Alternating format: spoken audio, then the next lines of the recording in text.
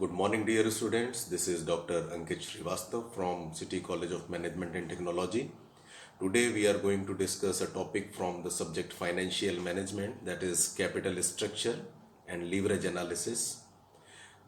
This is for MBA second semester students and BBA fourth semester students. Okay, so let's start.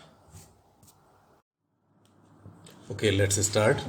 Today we are going to discuss the topic capital structure. First of all, we need to understand the meaning of capital structure. Do we know that what is capital? Capital of any firm consists of equity and debt portion, that is owner's money, owner's fund and creditor's fund.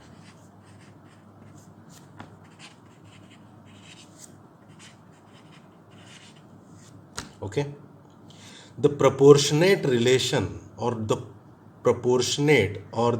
ratio in which equity and debt exists in the capital of a firm is known as capital structure. It is the proportionate relationship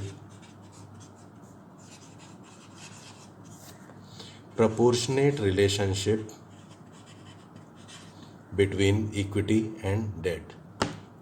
अब equity जो कि owner's fund है यानी कि share holders money है, इसमें क्या क्या चीज़ें इंक्लूड होती हैं? पहली चीज़ इसमें होती है पेड अप शेयर कैपिटल, दूसरी है शेयर प्रीमियम और तीसरी है रिजर्व्स एंड सरप्लस यानी कि रिटेन्ड अर्निंग्स इसमें होती हैं। और डेट पोर्शन क्या होता है?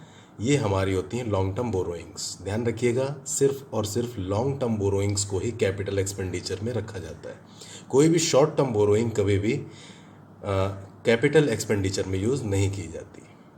अब बात ये आती है कि कैपिटल स्ट्रक्चर समझने की ज़रूरत क्यों है, ठीक है, या हमें ये यहाँ पे कैसे पहुँचे कैपिटल स्ट्रक्चर पर। तो आपको ध्यान होगा, हमने शुरुआत में ही कैपिटल बजटिंग डिसीजन पढ़ा था। जो सबसे पहला हमने पार्ट पढ़ा है important, capital budgeting decision. That is an important aspect or very important objective of financial management. Capital budgeting decision से हमको ये पता चलता है कि हमारे पास कौन कौन से प्रोजेक्ट्स अवेलेबल हैं और किस प्रोजेक्ट में इन्वेस्ट करना हमारे लिए प्रॉफिटेबल होगा। तो मोस्ट प्रॉफिटेबल इन्वेस्टमेंट को चूज़ करना या मोस्ट प्रॉफिटेबल प्रोजेक्ट को चूज़ करना कैपिटल बजटिंग डिसीजन में आता है। इसमें ध्यान होगा आपको, हमने traditional methods and discounted cash flow techniques का यूज़ करके इसको इवेल्युएट करना सीखा था। इसके बाद ये आपको जब पता चल जाता है कि किस प्रोजेक्ट में इन्वेस्ट करना है और कितना इन्वेस्ट करना है, तब आपको ज़रूरत होती है नीड टू रेज फंड्स। जब भी कंपनी कोई एसेट परचेज करना चाहती है तो उसके साथ एक इन्वेस्टमेंट डिसीजन के साथ, ये एक इन्वेस्टमेंट डिसीजन है और इस इन्वेस्टमेंट डिसीजन के साथ एक फाइनेंसिंग डिसीजन भी जुड़ा हुआ होता है, जिसको हम कैपिटल स्ट्रक्चर डिसीजन या फाइनेंसिंग डिसीजन के नाम से जान सकते हैं।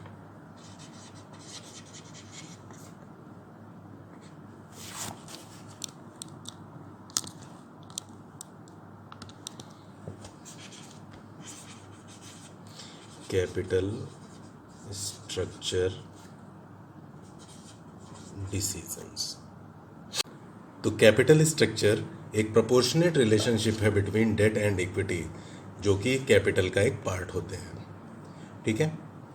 फाइनेंसिंग डिसीजन एक बहुत ही इंपॉर्टेंट मैनेजरियल डिसीजन है जो कि शेयर होल्डर्स के रिटर्न एंड रिस्क को इन्फ्लुएंस करता है और कंसिक्वेंटली ये मार्केट वैल्यू ऑफ शेयर्स को भी अफेक्ट करता है।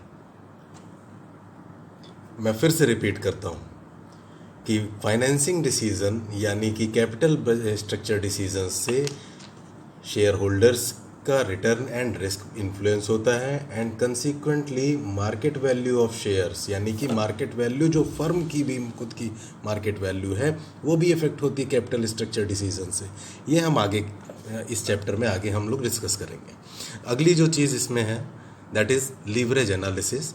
लीवरेज एनालिसिस यानी कि लीवरेज लीवरेज एक ऐसी सिचुएशन है जिसमें आप एडवांटेजियस पोजीशन पर होते हैं।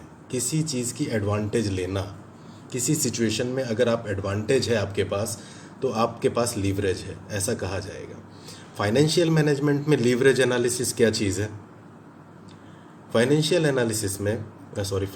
मैनेजमेंट में जैसा कि हमने देखा कि कैपिटल में इक्विटी और डेट दो तरह के फंड्स होते हैं, यानी कि owners money and creditors money. Creditors money ये दूसरे का पैसा होता है, उधार लिया हुआ पैसा होता है, बोरोइंग होती है। और इक्विटी जो है ये हमारा शेयर होल्डर्स मनी होती है, यानी कि ओनर्स का पैसा होता है। अब यहाँ पर लीवरेज किसके लिए क्रिएट होगी? यहाँ पर लीवरेज क्रिएट होगी इक्विटी शेयर होल्डर्स के लिए by the use of debt. यानी कि इसका मतलब कंपनी में जितनी भी फिक्स्ड कॉस्ट असेट्स या फंड्स हैं उनका यूज़ करने से इक्विटी शेयर होल्डर्स के रिटर्न को इंक्रीज किया जा सकता है, यानी कि मैग्नीफाई किया जा सकता है। Increase in leverage always results in increase return and risk, और decrease in leverage always results in decrease return and risk. Okay, यानी कि अगर हम लीवरेज इंक्रीज करते हैं तो रिटर्न एंड रिस्क को इंक्रीज किया जा सकता है, और अगर लीवरेज को डिक्रीज करते हैं तो रिटर्न एंड रिस्क डिक्रीज हो जाएंगे कंसिक्वेंटली।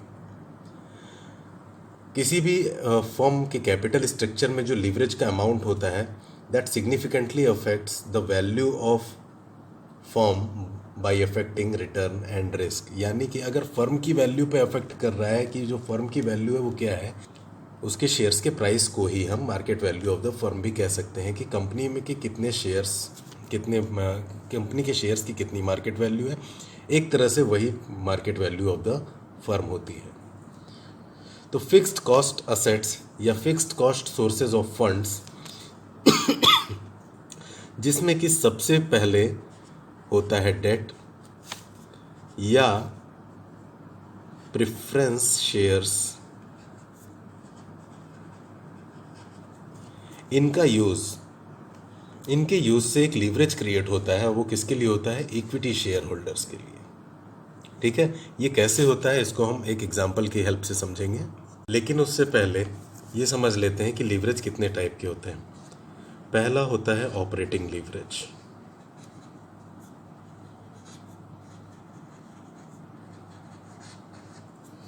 दूसरा होता है financial leverage,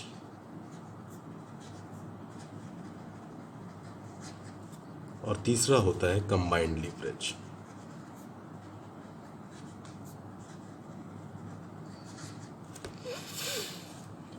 Operating leverage, it is concerned with the relationship between firm's sales revenue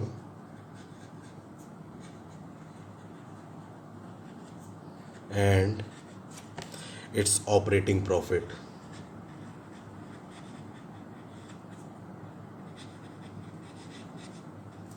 also known as EBIT, earnings before interest and tax.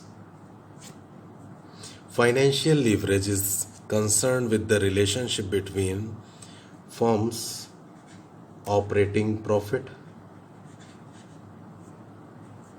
and profit after tax, or EPS. Combined leverage is the combination of operating and financial leverage, and is concerned with the relationship between sales revenue and profit after tax. ये तीन तरह के leverage हमको आगे discuss करने हैं। ये कैसे काम करते हैं, कैसे इसको समझा जा सकता है, मैं आपको एक एग्जांपल की मदद से समझाता हूँ। मान लीजिए किसी फर्म की टोटल सेल्स 1 लाख रुपीज़ है।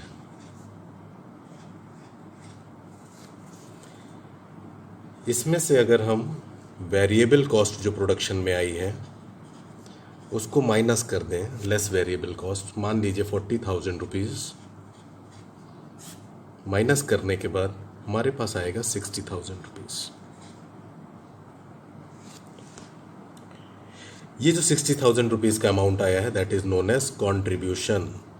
यानी कि टोटल सेल्स रिवेन्यू में से वेरिएबल कॉस्ट निकालने के बाद जो अमाउंट आता है that is known as contribution. Variable cost निकालने के बाद अब अगला नंबर आता है फिक्स्ड कॉस्ट निकालने का। देखिए हमको प्रॉफिट तक पहुंचना है अंतिम में, तो हमें सारी पहले खर्चे निकालने होंगे उसमें से। अब फिक्स्ड कॉस्ट को हम निकाल देते हैं इसमें से। मान लीजिए वो 20,000 रुपये थी, तो हमारे पास जो ऑपरेटिंग प्रॉफिट आया that is 40,000 rupees. Operating profit को हम earnings before interest and taxes के नाम से भी जानते हैं, EBIT। ये हमारा फाइनल प्रॉफिट नहीं है। देखिए अभी हमको इसमें इंटरेस्ट और टैक्स दोनों पे करना है। मान लीजिए इंटरेस्ट का जो अमाउंट है दैट इज़ 10,000 रुपीज़। अब हमारे पास जो फिगर है दैट इज़ 30,000 रुपीज़, और ये है हमारा profit before tax, after interest and before tax, तो PBT, प्रॉफिट बिफोर टैक्स। अब भाई गवर्नमेंट को हमें टैक्स भी देना होगा, तो लेस टैक्सेस, मान लीजिए 50% टैक्स रेट था, तो 30,000 का 50% 15,000, और ये 15,000 हमारे पास जो आया that is profit after tax. Profit after tax को ही जब हम नंबर ऑफ शेयर होल्डर्स से डिवाइड कर देते हैं, नंबर ऑफ ऑर्डिनरी शेयर्स या नंबर ऑफ इक्विटी शेयर्स से हम डिवाइड कर देते हैं, तो यही EPS भी बन जाता है। मैं लिख दे रहा हूँ, अभी इसकी ज़रूरत नहीं है, बट समझने के लिए आप समझ सकते हैं कि प्रॉफिट आफ्टर टैक्स ही अर्निंग्स पर शेयर होता है। अब इस पूरे फ्लो में कौन कौन सी चीज़ें फिक्स्ड हैं? देखिए, क्या सेल्स फिक्स्ड है, या वेरिएबल कॉस्ट फिक्स है, या कंट्रीब्यूशन फिक्स्ड है? ये तीनों ही चीज़ें वेरिएबल हैं। सेल्स वेरी कर सकती है, हमारी प्रोडक्ट की डिमांड कितनी थी, या हर साल हमारी सेल्स वेरी कर सकती है। जिस तरह से सेल्स वेरी करेगी उसी हिसाब से वेरिएबल कॉस्ट भी वेरी करेगी, क्योंकि जितने यूनिट्स हम बेचेंगे, जितने यूनिट्स हम प्रोड्यूस करेंगे, उसी के हिसाब से हमारी वेरिएबल कॉस्ट भी चेंज होती रहेगी। और जब ये दोनों चीज़ें वेरी कर रही हैं तो कंट्रीब्यूशन सेम कैसे रह सकता है? कंट्रीब्यूशन भी हमेशा फिक्स्ड नहीं होता, ये भी वेरिएबल होता है। जो पहली चीज़ हमारे सामने आ रही है दैट इज़ फिक्स्ड कॉस्ट, ये हमेशा फिक्स रहेगी, चाहे सेल्स हमारी 1 लाख की हो, चाहे 10 लाख की हो, चाहे 50,000 की हो, ये फिक्स्ड कॉस्ट हमारी 20,000 ही रहेगी। दूसरी जो चीज़ हमारे पास फिक्स है दैट इज़ इंटरेस्ट। इंटरेस्ट हम डेट पर देते हैं, यानी कि इक्विटी और डेट जो कैपिटल का पार्ट था उसमें डेट पोर्शन पे हमें इंटरेस्ट पे करना होता है। इंटरेस्ट का अमाउंट भी हमेशा हमारा फिक्स्ड होता है, ठीक है। टैक्स हमारा वेरी कर सकता है हमारी इनकम के हिसाब से। प्रॉफिट आफ्टर टैक्स ये भी वेरिएबल होता है, प्रॉफिट बिफोर टैक्स ये भी वेरिएबल होता है। तो दो चीज़ें हमारे पास जो फिक्स्ड हैं that is fixed cost and interest, ठीक है। दोनों फिक्स्ड आइटम्स के ऊपर और नीचे वाले आइटम्स को हमें सेलेक्ट करना है, यानी कि कंट्रीब्यूशन, EBIT एंड PBT। ये 3 आइटम्स से हम लीवरेज एनालिसिस यानी कि लीवरेज की कैलकुलेशन कर सकते हैं, ठीक है।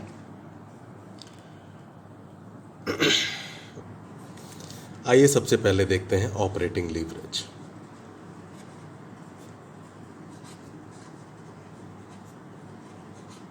इसका फॉर्मूला कैसे निकलेगा? मैंने आपको पहले भी बताया कि ऑपरेटिंग लीवरेज हमारी सेल्स रिवेन्यू और earnings before interest and tax से रिलेटेड होता है, ठीक है। और फाइनेंशियल लीवरेज उसकी बाद में बात करते हैं। ऑपरेटिंग लीवरेज हमारा सेल्स रिवेन्यू और earnings before interest and tax यानी कि ऑपरेटिंग प्रॉफिट से रिलेटेड होता है। और मैंने आपको पहले ही बताया कि लीवरेज क्या चीज़ होती है। लीवरेज होता है किसी फिक्स्ड कॉस्ट सोर्स या फिक्स्ड कॉस्ट असेट को यूज़ करने से जो एडवांटेज क्रिएट हो रही है।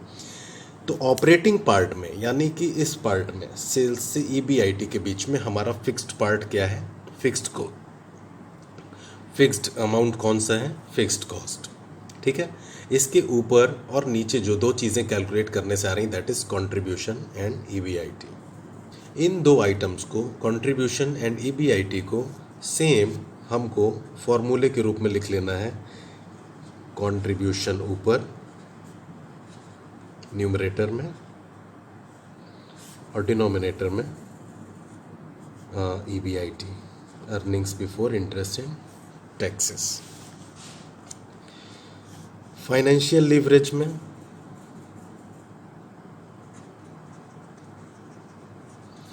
जैसे हमने ऑपरेटिंग लीवरेज में किया वैसे ही फाइनेंशियल लीवरेज में भी करेंगे कि फाइनेंशियल लीवरेज यानी कि जो इसमें इस पोर्शन में जो चीज़ फिक्स है दैट इज़ इंटरेस्ट। तो इंटरेस्ट के ऊपर और नीचे वाली आइटम्स को हम एक फॉर्म में लिखना है, यानी कि EBIT upon profit before tax. And third, combined leverage.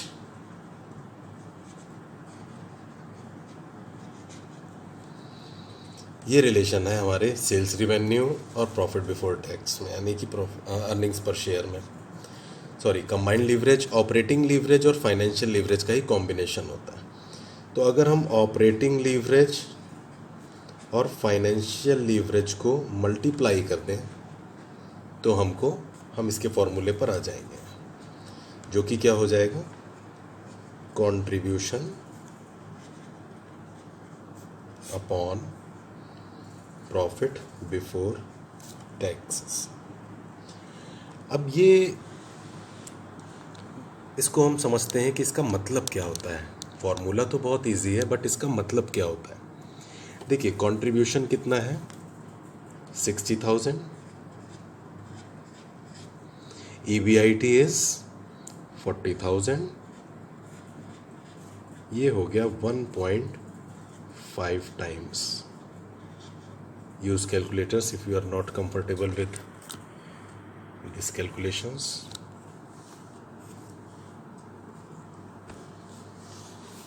EBIT again 40,000 upon profit before tax, that is 30,000.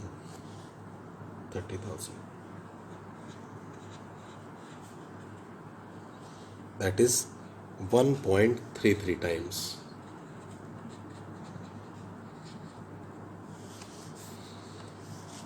इसी तरह यहाँ पर contribution is 60,000, profit before tax is 30,000,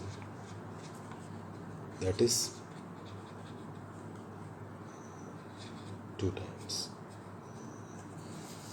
ये 1.5 times operating leverage, financial leverage 1.33 times and combined leverage 2 times का क्या मतलब है, इसका इंटरप्रिटेशन क्या है, इसको हम समझते हैं यहाँ पर। अगर ऑपरेटिंग लीवरेज 1.5 टाइम्स है तो सेल्स में 1% का चेंज EBIT में 1.5% चेंज क्रिएट करेगा। ठीक है, फाइनेंशियल लीवरेज 1.33 टाइम्स है, इसका मतलब कि EBIT में 1% का होने वाला चेंज प्रॉफिट बिफोर टैक्स में 1.33% का चेंज क्रिएट करेगा। और कंबाइंड लीवरेज जो कि 2 टाइम्स है, सेल्स में होने वाला 1% का चेंज प्रॉफिट बिफोर टैक्स में 2% यानी कि 2 टाइम्स, जस्ट डबल का चेंज क्रिएट करेगा। बहुत ही सिंपल है। ऑपरेटिंग लीवरेज 1.5 टाइम्स, तो सेल्स में 1% का change earnings before interest and tax में 1.5% का चेंज क्रिएट करेगा। और इसी तरह से EBIT में 1% का चेंज प्रॉफिट बिफोर टैक्स में 1.33% का चेंज क्रिएट करेगा। और ये 1% का कंबाइंड लीवरेज 1% की चेंज सेल्स में प्रॉफिट बिफोर टैक्स में 2% का चेंज क्रिएट करेगी। देखिए कैसे, मान लीजिए सेल्स में एक 10% का इंक्रीमेंट होता है, सेल्स 10% से बढ़ जाती है, तो 1 लाख की सेल्स अगले साल बढ़ करके 1,10,000 हो गई। ठीक है, उसी अकॉर्डिंगली उसी रेशियो में वेरिएबल कॉस्ट भी बढ़ेगी, तो 10% ये भी इंक्रीज हो जाएगी, तो 40,000 में 10% और ऐड कर देंगे तो ये 44,000 हो जाएगा। अब हमारे पास जो कंट्रीब्यूशन का अमाउंट आया that is 66,000। Okay, fixed cost fixed ही रहेगी, there is also no change. ये भी 10% इंक्रीज़ हुआ, ये भी देखिए 10% इंक्रीज़ हो रहा है। फिक्स्ड कॉस्ट में कोई चेंज नहीं है, no change, that is same 20,000 rupees. EBIT 46,000 rupees हो गया। ये कितना है? 40,000 का 6,000 40,000 का कितना परसेंट है? 15%। यानी कि 10% का चेंज जब सेल्स में हुआ तो EBIT में 15% का चेंज हुआ। और ऑपरेटिंग लीवरेज हमारा क्या कह रहा था? दैट वॉज 1.5 टाइम्स, यानी कि 1% का चेंज सेल्स में 1.5% का चेंज क्रिएट करेगा EBIT में। देखा? उसी तरह से फाइनेंशियल लीवरेज जो कि 1.33 टाइम्स, देखिए ये कैसे काम करता है। इंटरेस्ट, क्या ये हमारा चेंज होगा? नहीं, ये भी सेम है क्योंकि ये फिक्स्ड है। Interest will also be same 10,000 rupees. तो प्रॉफिट बिफोर टैक्स हो गया हमारा 36,000। 6,000 30,000 का 20% है, कितना इंक्रीज हुआ? 20%। अब 15% का चेंज जब EBIT में हो रहा है तो 15% का 15 इंटू 1.33 इज 20। EBIT में 1% का चेंज प्रॉफिट बिफोर टैक्स में 1.33% का चेंज क्रिएट कर रहा था। तो जब 15% का चेंज EBIT में हुआ तो प्रॉफिट बिफोर टैक्स में 1.33 इंटू 15 यानी कि 20% ये चेंज हो गया, that is 1.33 times. Taxes, it will again be variable 50% के रेट से 36,000 पे 18,000 रुपीज़ टैक्स हमने पे किया और 18,000 रुपीज़ प्रॉफिट आफ्टर टैक्स हमारे हाथ में आया। ये भी 3,000 5,000 15,000 का 20% है। ऊपर 10% सेल्स में चेंज हो रहा है और प्रॉफिट आफ्टर टैक्स तक आते आते ये चेंज 20% का हो जा रहा है, यानी कि कंबाइंड लीवरेज। देखिए प्रॉफिट बिफोर टैक्स 20% चेंज हो गया, सेल्स में चेंज सिर्फ 10% का था, कंट्रीब्यूशन में चेंज सिर्फ 10% का था। अगर आप फॉर्मूले के हिसाब से देखना चाहते हैं तो कंट्रीब्यूशन अपॉन PBT यानी कि 10% और 20%, यानी कि 2 टाइम्स का जो फिगर हमारे सामने आया था वो यहाँ पे प्रूव हो रहा है। और लीवरेज एनालिसिस में यही देखते हैं कि सेल्स रेवेन्यू और प्रॉफिट आफ्टर टैक्स में क्या रिलेशन है, क्या लीवरेज है उसके बीच में, क्या लीवरेज क्रिएट हो रहा है bye the use of fixed cost sources of funds.